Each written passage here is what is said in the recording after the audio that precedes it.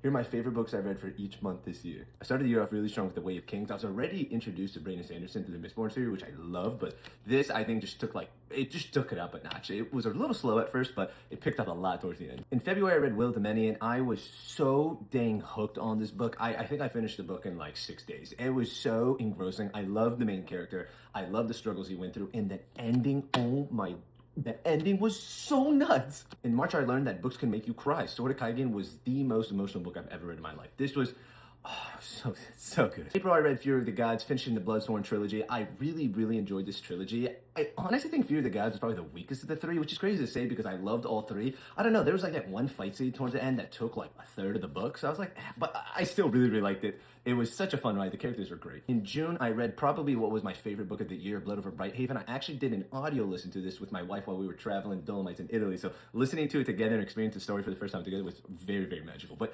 this book is so good. In June, I discovered Joe Abercrombie and how fantastic of a writer he is. Initially, I actually almost DNF'd this because I'm more of a plot-driven guy and not really characters so much, but the characters written in these, despite them being such terrible people, I still really enjoyed it. In July, I learned what true peak was like. Words of Radiance was just one of those books where you'll probably think about for a long time. I love the development of the characters. I love the fight scene in this. I love the ending. It was actually so crazy. I had to watch YouTube videos on trying to understand what happened because so much shit happened.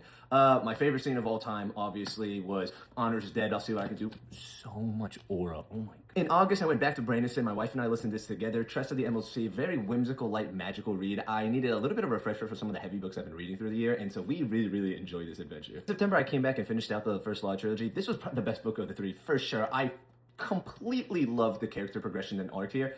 At first, I was actually really mad at how it ended, because I was like, yo, that's it. And then, as I started to think about it more, and like over the days and weeks where I got over it, I started to realize, I was like, you know what? That actually makes a lot of sense. It feels very human. It's real. It's gritty. It was a great conclusion now. I don't have my copy, but The Shadow of What Was Lost, I started the Lycanius trilogy in October, and I was absolutely immersed. I was like, wow, this is such a cool, like, coming-of-age fantasy. I'm really excited to see where it takes me. November, I read the second book of the Lycanius trilogy, An Echo of Things to Come.